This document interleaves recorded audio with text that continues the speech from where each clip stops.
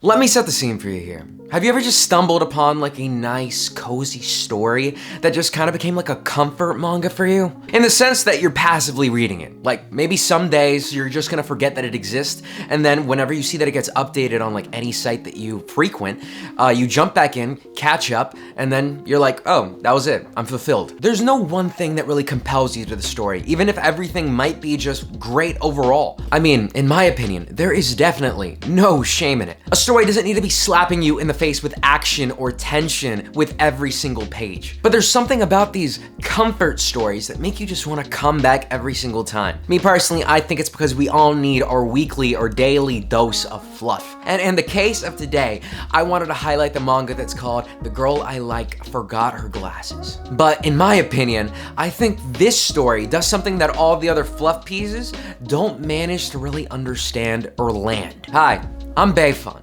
and yes, I do think that I'm a little late on talking about this series. I mean, it's only after the big moment that I'm coming back to like, give my 2 cents about it. But at the very least, better late than never, because these last few chapters have been so heartwarming and so goddamn amazing that I just could not ignore this series. I mean, something that I think that this series in particular does really well is gonna be with this magic word that comes up every once in a while in a romance story's lifespan: progress. The way that this story handles its progress is very special, and this is all in tandem with some amazing character development that's on the tier of the greatest romance mangas to come out. Now, I might be overselling this a little bit, but come on, it's recency biased, I got to. But I genuinely think that this manga has firmly cemented itself on the top of the modern romance genre. It's very good. So, I'm definitely gonna get in spoilers later on in this video, but for right now, let me just paint the picture of what the story looks like. Our 2 leads are Komura and Mai. These middle schoolers who are absolutely lovable idiots. The premise of the story and the way that it's laid out isn't anything really complex. So simple, in fact, that the way that the mangaka originally made this story was by posting it on Twitter. Yeah, it's one of those stories, it just gets popular all of a sudden, and then it requires serialization because people demand more. And by God, did that pay off. And in the story department, we're seeing Komura, this shy guy, helping out Mai, as she's an airhead and she forgets her glasses every single day, it seems. And from here, I pretty much expect you to pick up and understand the directions that this story's gonna head in. I mean, when first reading this, the vibes that I got were very much Kubo/Tagagi-san, where the guy gets flustered with every single move or thing that the girl says and does. And I would say, yeah, that's pretty true to how this story is in its first, couple dozen chapters or so. It's a very by-the-book, formulaic overdose on sweetness. Legitimately, the little circumstances and sequences that go on in this just hit you so hard with its overload of sugar and fluff. Mai, being this blissfully innocent person, can just say the most romantic thing or do something that is very suggestive, and pretty much she just walks off, doesn't bat an eye because she doesn't realize what she's done. And Komura, being an absolute gentleman, is gonna take these moments with absolute composure and stride, and it just brightens up his day. Yeah, no. But overall, seeing Komura become this guy that can finally translate his thoughts into words is something really nice to see. He is a genuinely nice and reliable guy that is always willing to help out the girl that he likes, no matter how much of his time is gonna be spent. I mean, damn, I knew I liked this guy the second that he appreciated Gap Moe. Really showcases just how much of a cultural man this guy is. And he's really willing to be her guide/protector in all of these situations. And what is he protecting her from? Well,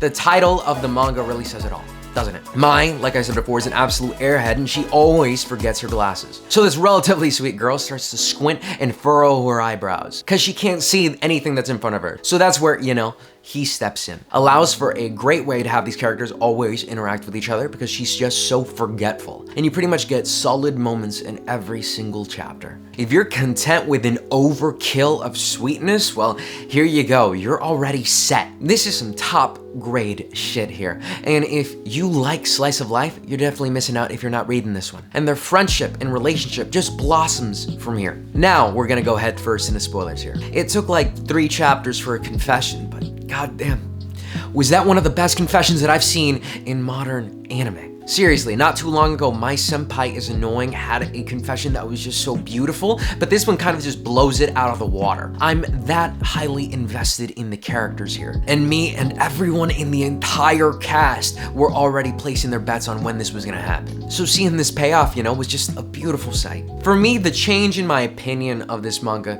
came in a little bit more than halfway through. Because even though I liked the story enough to keep on going for so many chapters, I didn't really see anything special until we got to the characters' doubts. As soon as we got to their internal doubts and dialogue that they have with themselves, that's when I started to really like the series. The best example of this is when Komura has this moment to himself where he thinks about all the times that Mai has forgotten her glasses, and he just thinks to himself, maybe one day she's gonna forget about me too. I don't know about you guys, but that little line there hit me harder than I think it should have. Even though it seems, in like the grand scheme of things, like as a dumb statement to think about, it's just something that is so real to these middle schoolers that are just experiencing this deep of a love. And I mean, to give Komura credit too, Mai's the kind of person that forgets her glasses, you know, her vision. So yeah, it doesn't really seem too far-fetched for someone like that to forget, you know, something else. As someone who wears glasses on the daily, that's probably the one element of the story that I probably can't relate to. And this view into Komura's thought process really just humanizes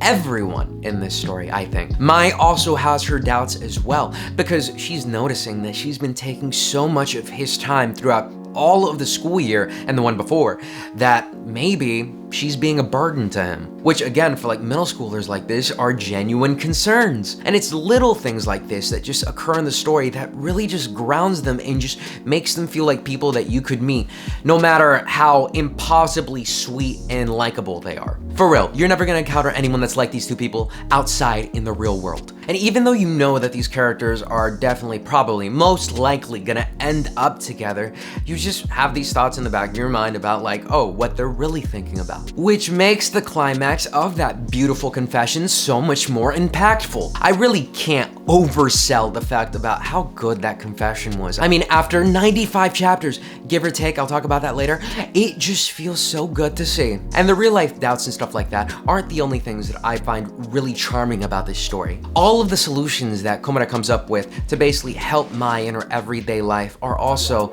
like pretty good too. Brainstorming how not to forget the glasses by putting them on like a different place in the room, or talking over the phone to be guided into certain places. I love seeing all of these things because every second that these two characters interact, it's absolute magic. And in the story, with the characters themselves, I'm not alone in thinking this. I mean, everyone from all of their friends inside of the school to the people that sit next to them to their parents, everyone basically ships them so hard. It's funny, really, because when they come out and say that they're dating, I'm pretty sure everyone's gonna say that they already expected that. It's just been such good build-up here. That's something that I can't say about a lot of mainstream romances, and everything just feels right. I don't know. In the way that I was like following the story as it was just being translated to now, it's so rewarding in a way that I didn't expect at all. I highly suggest checking out this manga if you like romance, if you like slice of life, if you like anything cute. It's gonna be more than worth it. On pretty much every website that you find for this manga, it's gonna say that it has about like 95 chapters or so. But that's not entirely accurate because there's a lot of like duplicates that I seem to find when rereading this. But in a way, that's fine too, because I don't mind rereading some of the best bits. And in the way that nowadays every single romance manga that's a little bit popular is getting an anime adaptation, I hope to God that we see one for this one. Because if not, it's gonna be like one of the biggest misses that I've seen in like recent anime. And with that, that's all I have to say about this manga. I was Bayfond, and I hope to see you guys next time. Peace.